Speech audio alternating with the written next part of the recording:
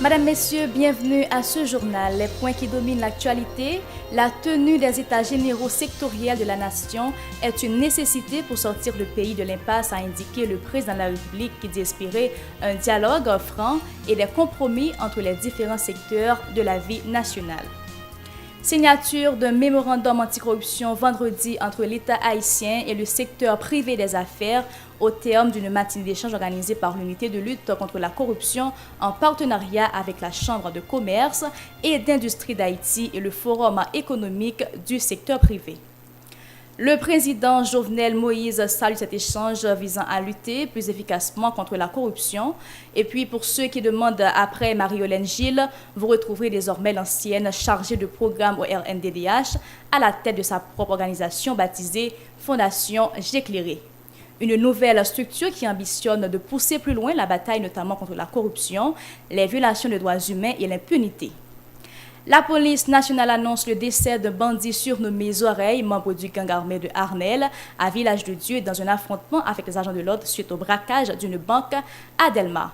Selon le porte-parole de la PNH, Franz Lerbourg, les cadavres de 4 autres bandits ont été découverts.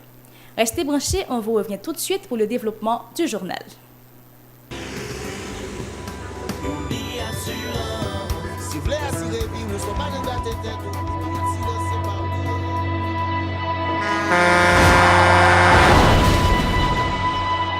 En général, moun pa reme pran assurance. Yo considéré que son l'argent rejeté. Et pourtant, l'argent assurance te doué dans budget ou à côté l'argent kay ak l'argent manger. Li là pour les deux ou traverser un mauvais pas.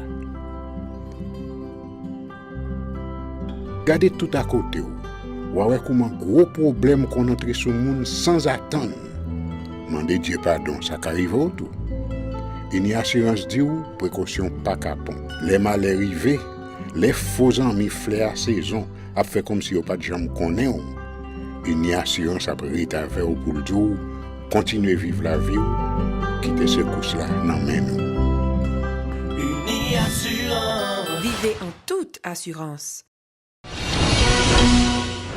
Merci de rester branchés. Un partenariat public-privé pour lutter plus efficacement contre la corruption. C'est sous ce thème que l'unité de lutte contre la corruption ULCC, en partenariat avec la Chambre de commerce et d'industrie d'Haïti et le Forum économique du secteur privé, a organisé vendredi un atelier d'échange à Port-au-Prince. Le président de la République, Jovenel Moïse, a participé aux débats qui se sont clôturés par la signature d'un mémorandum anti-corruption. Suivez le compte-rendu de Mario Sylvain et de David Nercius.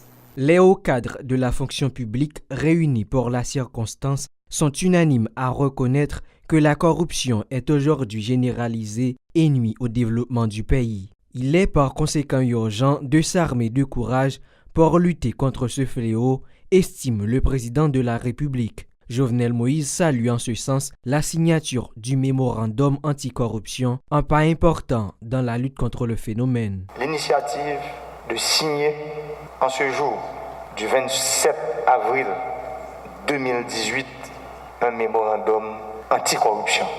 Par cet acte, vous engagez la nation dans une dynamique nouvelle et vous apportez des moyens à la stratégie globale de lutte contre la corruption. La nation ne peut que s'en réjouir. Et dans la lutte contre ce fléau qui ternit l'image du pays, le secteur privé des affaires doit jouer un rôle incontournable, indique le directeur général de l'unité de lutte contre la corruption, le major David Basile. Cette rencontre avec le secteur privé des affaires possède de différents facteurs. Elle est en droite ligne de la législation interne et des textes normatifs internationaux. La Convention des Nations Unies contre la corruption, ratifiée en date du 14 mai 2007, contient des dispositions particulières en matière de lutte contre la corruption impliquant le secteur privé. De plus, les États parties à la 6e conférence de la Convention des Nations Unies contre la corruption ont mis l'accent sur la pertinence d'associer le secteur privé dans la lutte contre la corruption par l'adoption de la résolution 6.5. En réponse, le président de la Chambre de commerce et d'industrie d'Haïti, Franz Bernard Crane, promet de travailler de concert avec les autorités étatiques pour combattre la corruption, notamment au niveau des points frontaliers avec la République dominicaine. Je suis là aujourd'hui pour vous dire que le secteur privé que je représente ici, organisé, structuré, n'accepte pas la corruption. Il n'accepte pas la contrebande. Nous nous battons, et de façon publique, contre cette contrebande qui se pratique sur la frontière haïtiano-dominicaine et qui prive l'État haïtien de près de 400 millions de dollars de recettes chaque année. Nous nous battons contre cette contrebande parce que ce n'est pas seulement l'État qu'elle prive de recettes, c'est toute la population qui travaille, en fin de compte, pour un petit groupe de rentiers qui, grâce à ces recettes qu'ils ne paient pas à l'État, deviennent chaque jour plus riches. De son côté, le ministre de l'Économie et des Finances, Judalix Patrick Salomon, met l'accent sur la nécessité de renforcer les outils de contrôle en vue de lutter plus efficacement contre la corruption. Il faut certainement le renforcement des systèmes de contrôle, qu'ils soient internes ou externes. Il faut certainement les actes de répression des conduites et comportements déviants.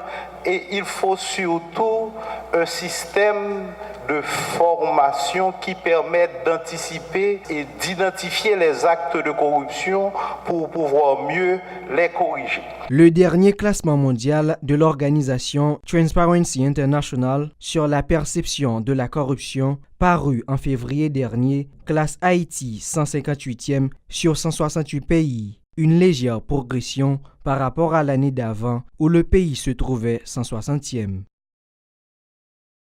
Le représentant de l'Union européenne en Haïti qui participait à ces échanges a indiqué que la lutte contre la corruption est une responsabilité commune nécessitant la volonté réelle de tous les acteurs. Vincent Degère promet que l'UE continuera à travailler pour soutenir les efforts de la lutte contre la corruption en Haïti. Cette déclaration au micro de Mario Sylvain et David Mercius. Ces défis sont en fait nos défis communs. Il y a lieu de confirmer ici que la communauté internationale, aux côtés des citoyens et de l'État haïtien, pour faire face à cet enjeu d'importance capitale pour le pays et pour son développement. Ce n'est qu'en s'engageant avec détermination et fermeté sur le chemin du changement radical qu'Haïti peut espérer remonter graduellement l'échelle que Bernard Crane évoquait tout à l'heure, qui place douloureusement le pays à la 158e place sur 168 au niveau de l'indice mondial de perception de la corruption publié par Transparency International. C'est ainsi que le pays pourra faire toute la lumière, en toute sérénité, et à travers ses institutions et structures, sur les sujets polémiques qui défrayent chaque jour la presse et que l'on retrouve dans la chronique. Dans ce contexte, et ce sont mes mots en guise de conclusion, il semble surtout important d'éviter le scénario du pire, le worst case scenario, celui dans lequel la corruption devient addictive, devient monnaie courante, au point où on ne cherche même plus à la combattre. Au contraire, la corruption n'est ni un système de gouvernance, ni une fatalité. Elle peut se combattre si, au-delà des mots, la volonté affirmée et affichée est suivie d'actes clairs avec détermination et impartialité. La tenue des États généraux sectoriels de la nation est une nécessité pour sortir le pays dans l'impasse, a indiqué le président de la République en marge de la matinée de débat sur la corruption. Il s'agit, selon Jovenel Moïse, d'entreprendre un dialogue franc avec les différents secteurs de la vie nationale et de trouver des compromis afin d'améliorer la gouvernance socio-économique du pays. Suivons les propos de Jovenel Moïse. Les États généraux sectoriels de la nation visent à rompre avec les pratiques traditionnelles d'imposition ou d'arrangement sur le boisseau en cachette au profit d'une démarche de concertation et de coopération dans la transparence. Pourquoi, président de la République, pour parler à quelqu'un, il faut un rendez-vous à 1h du matin? Le moment est venu pour nous mettre ensemble, pour donner la chance aux générations futures. Je suis prêt. Je le dis chaque jour. Les États généraux sectoriels de la nation, c'est une nécessité. D'autres personnes parlent de conférence nationale, de dialogue national. Mais le vivre ensemble, se parler, le moment est venu de nous regarder l'un l'autre dans les yeux pour donner à ce pays, à la génération future, sa chance. Cette approche est mieux adaptée à un contexte comme le nôtre, marqué par des divisions, et des antagonismes historiques, et aussi par des formes de pratiques qui favorisent l'affrontement et la confrontation plutôt que la concorde et l'entente. Il faut dire que le comité de pilotage des États généraux sectoriels de la nation installé par le président Jovenel Moïse en mars dernier a commencé à travailler en vue de soumettre au chef de l'exécutif dans les 6 prochains mois un pacte susceptible de favoriser la stabilité et le progrès économique et social dans le pays. Soulignons que 3 de ses 23 membres du dit comité ont rendu leur tablier. Il s'agit d'abord de son président, l'évêque Louis Kébro, un conseiller spécial, Jacques-Édouard Alexis et Claude Moïse. Les employés de l'Office d'assurance véhicules contre tiers OAVCT semblent n'avoir pas cédé à la pression du gouvernement qui les menace de couper leur salaire s'ils ne mettent pas un terme à leur débrayage. Ils ont organisé vendredi un sit-in devant la succursale de l'institution à l'avenue Charles Sommer pour continuer le départ de la commission de restructuration de l'OAVCT. Compte rendu, Jaël Floristal et Franz Sineus.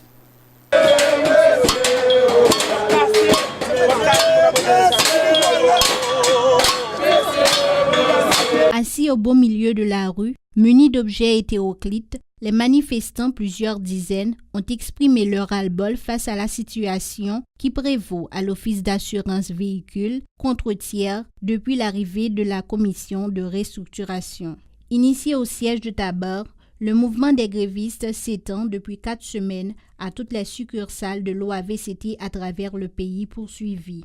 Vendredi, les protestataires se sont massés devant la succursale de l'avenue Charles Sommer à Port-au-Prince dans l'espoir de faire entendre raison à l'administration Moïse Lafontaine. Pour l'exiger, président, pour le voir commission Alec, pour le directeur général. Nous, pas besoin de mission dans la tête boîte là. OAVCT pas fonctionner avec mission encore. Dubik, ça a dû passer. Dubik pas inspiré confiance. Dubik, c'est la menace pour la sécurité d'emploi, c'est la menace pour la sécurité sociale. Nous ouverts au dialogue, nous ouverts pour une chita à responsable, à supérieur immédiat.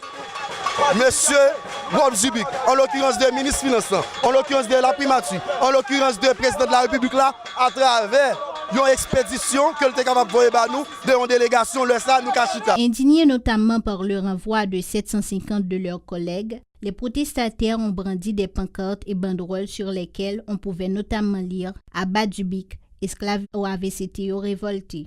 Dans un concert de casseroles, ils ont réclamé la nomination d'un nouveau directeur général à la tête de l'institution. La nouvelle commission qui va être dans 9 mois, après 9 mois de cette institution, il faut passer 750 mamans papa petit dans le chômage. Et nous disons aujourd'hui, ce n'est trop, ce n'est assez, nous ne pouvons pas quitter mon après pour une décision. Mais la façon pour nous gouverner contre ça, c'est départ inconditionnel de la commission. Parce que l'État, c'est créer des conditions de travail pour nous travailler. L'État, ce n'est pas mon job dans mes mondes. Pour les manifestants, il n'y a pas de doute. La réticence du gouvernement à renvoyer les commissaires témoigne de ses velléités à privatiser l'OAVCT. Nous sommes devant le bureau, nous sommes devant la finance pour nous dire non à la privatisation, non à la révocation arbitraire, non à la persécution syndicale, nous voulons un directeur général, vive la lutte syndicale. Le gouvernement a appelé les employés de l'OAVCT à mettre un terme à leur débrayage et à reprendre le travail à compter du 27 avril 2018, sous peine notamment de ne pas recevoir leur salaire pour les 4 semaines de grève. Une nouvelle organisation de droits humains est portée vendredi sur les fronts baptismaux, celle de Marie-Yolène Gilles, transfuge du Réseau national de défense des droits humains RNDDH. Selon elle, la fondation J'éclairé, FJKL, ambitionne de pousser plus loin la bataille contre la corruption et l'impunité dans le pays. Directrice exécutive de structure, Marie-Yolène Gilles s'est félicitée de son retour sur la scène après plus d'1 an d'absence. Marie-Yolène Gilles. Fondation J'éclairé, FJKL. C'est un nouveau outil équipe là à tout allié lio mettez sous pied pour nous pousser cause droit moun plus loin. Dans moment côté crise sociale, crise économique et crise politique yo vinn plus grave dans pays ya. FJKL a dit nous pas une organisation en plus. Li tout simplement une nécessité qui vient répondre à nos besoins. FJKL là pour permettre tout le monde dans le pays de bien éclairé sous question droit moun. FJKL là pour le goumen, pour la justice suspendre vendre nan ti godet. FJKL là pour le goumen contre corruption, pour corruption suspendre taille banda dans pays ya. FJKL c'est outils peuple haïtien. C'est un outil qui là pour faire moucher l'État comprendre que tout petit monde a droit puis à l'école. FJKL là pour faire moucher l'État connaît que tout le monde a droit puis rejoindre la santé. FJKL là pour faire moucher l'État comprendre que tout professeur à l'école yo mérité toucher. FJKL là pour faire moucher l'État comprendre que médecins yo, infirmières yo, policiers yo, employés mairie yo, paysans yo, tout le monde a droit vivre tant que monde. Jodi a conviction nous renforcer sous l'idée de combattre pour bataille droit moun nan, li doit marrer serré à question justice là. Tant que toute question en dans pays a. Un plaisir de vous avoir informé sur la télé Pacifique. Restez branchés.